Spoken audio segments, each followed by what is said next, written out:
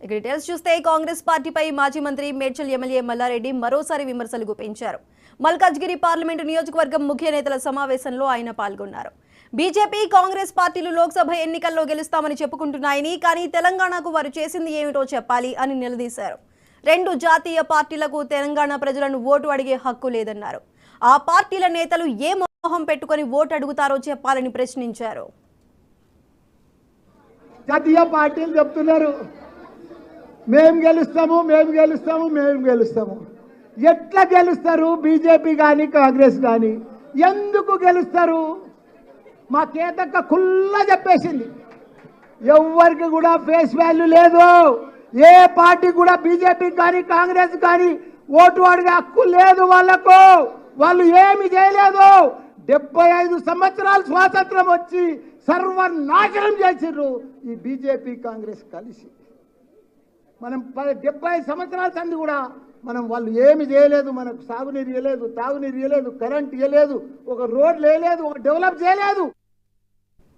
BJP Congress పార్టీలు దేశ ప్రజలను మోసం చేశాయని విమర్శించారు. గత అసెంబ్లీ ఎన్నికల్లో కాంగ్రెస్ పార్టీకి ఎందుకు ఓటు వేశామా అని ప్రజలు ఇప్పుడు బాధపడుతున్నారని వ్యాఖ్యానించారు. అసలు ఆ పార్టీలకు తెలంగాణలో ఓటు బ్యాంకే లేదన్నారు. కేసీఆర్ మళ్లీ ముఖ్యమంత్రి కావాలని ప్రజలు కోరుకుంటున్నారని చెప్పారు. కేసీఆర్ సీఎం అయితేనే ప్రాజెక్టుల్లోకి నీళ్లు వస్తాయన్నారు మల్లారెడ్డి. లీడర్ లేరు, కార్యకర్తలు లేరు. ఎక్కడ కూడా తెలంగాణలో వాళ్ళకి ఎక్కడ కూడా ఏమి లేదు. ఉత్తగానే ధమ్కి చేస్తున్నారు. మేము వస్తాం. ఎందుకు వస్తారు? ఎట్లొస్తారు? ఎవడేస్తాడు మీకు ఓట్లు? ఏం ముఖం పెట్టుకొని నువ్వు ఓటు అడుగుతావు? నీకెందుకు వెయ్యాలి ఓటు? ప్రజలను మోసం చేసినందుకు ఆ ఓటేస్తారు. ఇప్పుడు బీజేపీ ప్రభుత్వం ఉంది, ఏమీ చేయలేదు. ఉన్న సిలిండర్ 400 1200 తీసుకుపోయాడు. ధరలు పెంచినందుకు వేయాలా బీజేపీకి? కాంగ్రెస్కి ఎందుకు వేయాలి చెప్పు?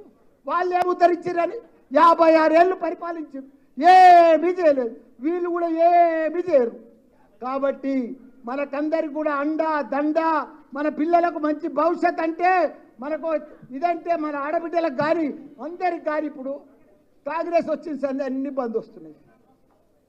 రైతు బీమా బంధు, కేసీఆర్ కిట్టు బంధు, కళ్యాణ లక్ష్మి బంధు, ఇట్లా బంధులు చేసుకుంటూనే పోతున్నారు. కానీ వాళ్ళు ఇచ్చేది ఏమీ లేదు.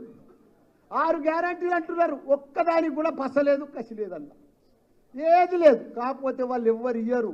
అందరు కూడా 2 జాతీయ పార్టీలు దేశ ప్రజలందరూ కూడా మోసం చేసిండ్రు.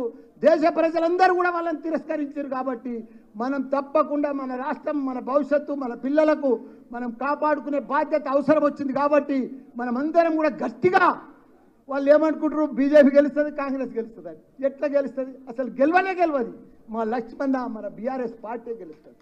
మీరందరూ కూడా ఒక సైనికుల మాదిరిగా ఈ 50-45 రోజులు ఒక సైనికుల మాదిరిగా, ఒక ఉద్యమం మాదిరిగా మనమందరం కూడా కంకణం కట్టుకొని గట్టిగా పనిచేస్తే ప్రజలలో మనకే ఉంది ఆదరణ.